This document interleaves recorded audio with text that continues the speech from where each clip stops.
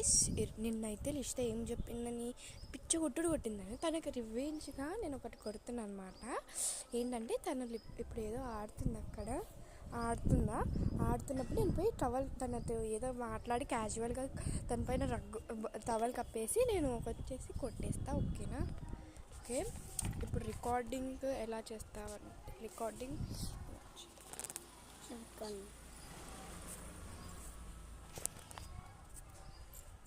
List ఏం చేస్తున్నావు? ఏం చేయలే. లిబ్బం ఎందుకే వేస్ట్ చేస్తున్నావు? నీ లిబ్బమా? నా లిబ్బం మా ఇష్టం.